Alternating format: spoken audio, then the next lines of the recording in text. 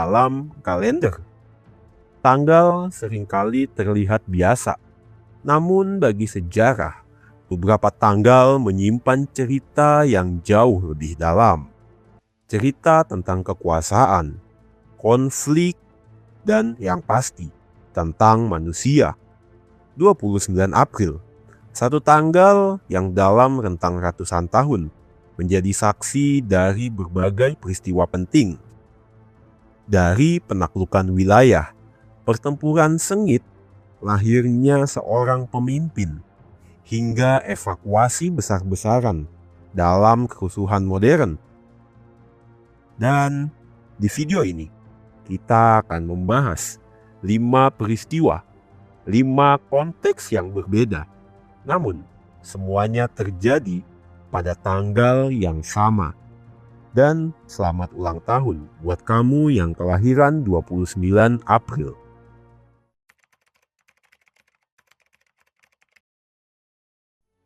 Abad ke-15, Eropa sedang dalam fase ekspansi. Dan di Samudra Atlantik, sebuah pulau menjadi target kekuasaan, Gran Canaria. Sebuah wilayah yang kini tergabung ke dalam bagian Spanyol. Pulau ini merupakan bagian dari Kepulauan Kanari yang dihuni oleh masyarakat asli, Guanche. Namun bagi kerajaan Kastilia, wilayah ini memiliki nilai yang strategis, titik persinggahan sekaligus gerbang menuju ekspansi yang lebih luas. Upaya penaklukan tidak terjadi dalam satu malam. Sejak tahun 1478, pasukan Kastilia mulai membangun basis di pesisir, mendirikan benteng di wilayah yang kini dikenal sebagai Las Palmas. Dari sana, konflik berkembang menjadi perang panjang. Perlawanan datang dari pemimpin lokal Guanche yang pastinya mengenal medan dan bertahan di wilayah pegunungan. Pertempuran berlangsung hingga bertahun-tahun. Dan pada akhirnya, di tanggal 29 April 1483, perlawanan utama berhasil dipatahkan. Tokoh penting seperti Tenezor Semidan, yang kemudian dikenal sebagai Fernando Guanarteme, menjadi bagian dari proses penyerahan. Dengan itu, kekuasaan lokal runtuh dan Gran Canaria resmi berada di bawah kendali Kastilia.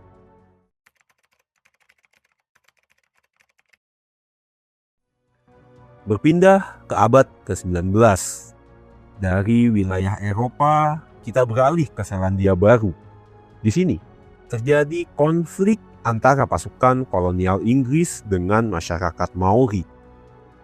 Salah satu titik pentingnya adalah pertempuran Gerbang Pa. Di awal 1860-an, ketegangan di wilayah meningkat.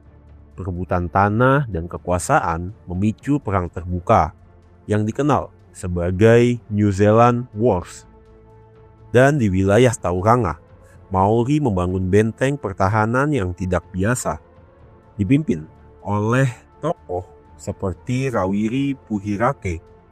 Mereka merancang Pa, yaitu benteng tanah dengan parit dalam dan perlindungan tersembunyi dari artileri. Dan 29 April 1864, pasukan Inggris di bawah komando Duncan Cameron melancarkan serangan besar. Artileri ditembakkan, benteng dibombardir. Mereka percaya pertahanan Maori telah hancur.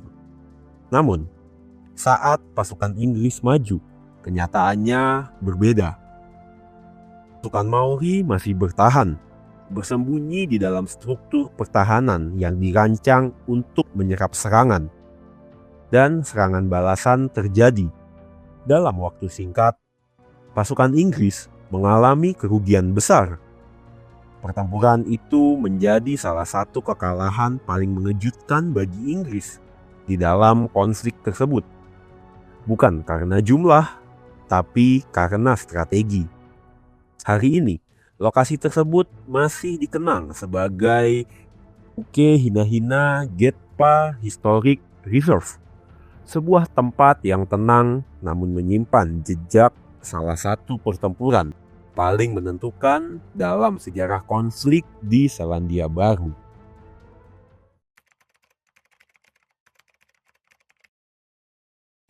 Berpindah ke Asia, 29 April 1901, di Tokyo, lahir seorang anak yang kelak akan memimpin Jepang di salah satu periode paling menentukan dalam sejarah dunia, Kaisar Hirohito.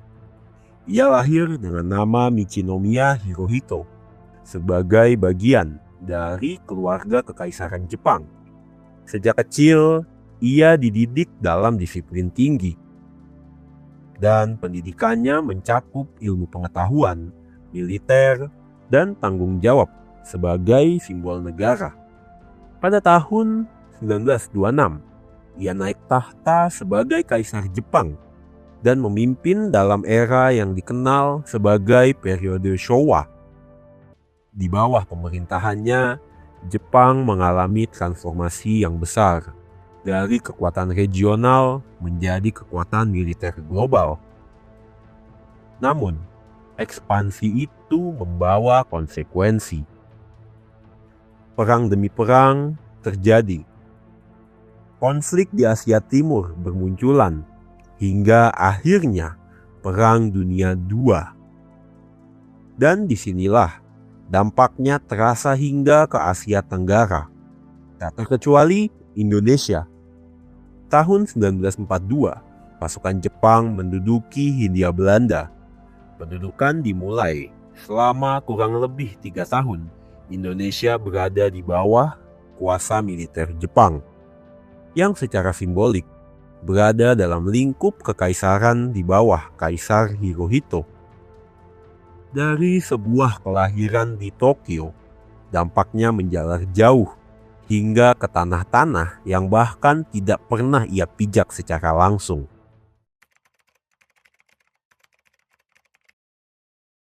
Masih di Asia, tetapi kita berpindah menuju Asia Tenggara.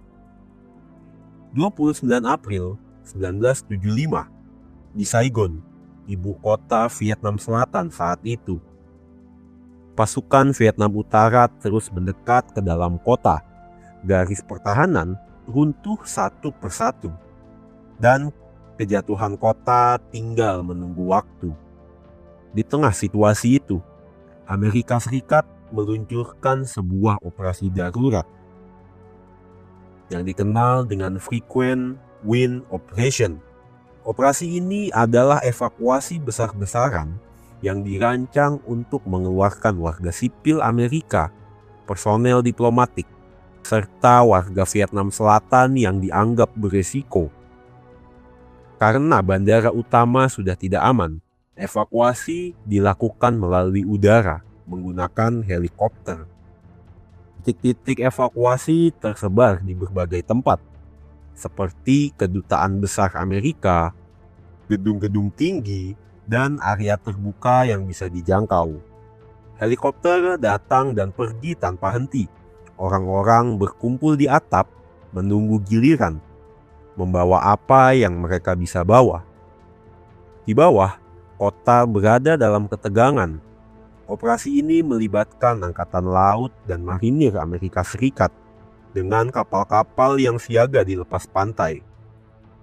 Dalam waktu kurang dari 24 jam, lebih dari 7.000 orang berhasil dievakuasi. Dan operasi ini adalah penutup dari keterlibatan panjang Amerika dalam Perang Vietnam.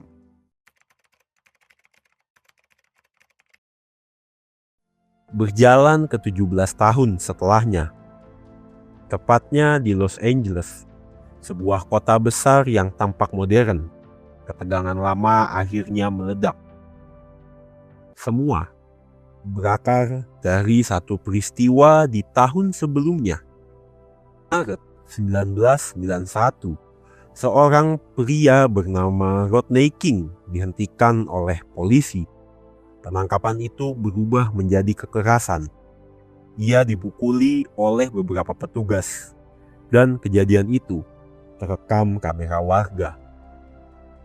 Dalam waktu singkat, rekaman menyebar luas, menjadi bukti visual yang sangat kuat bahwa ada kekerasan yang dilakukan oleh aparat. Namun, pada 29 April 1992, putusan pengadilan diumumkan. 4 polisi yang terlibat, termasuk Stacy Kun, dinyatakan tidak bersalah.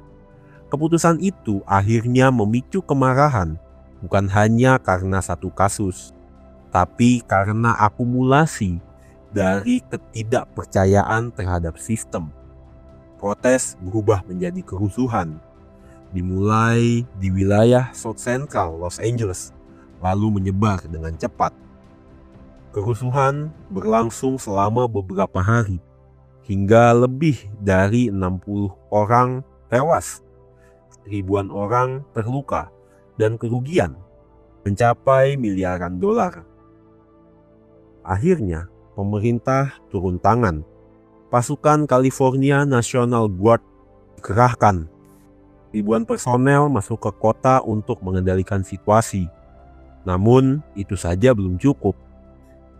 Pemerintah federal juga turut mengirim bantuan dan mengirimkan pasukan dari United States Army dan United States Marine Corps. Namun dampaknya tidak berhenti di angka.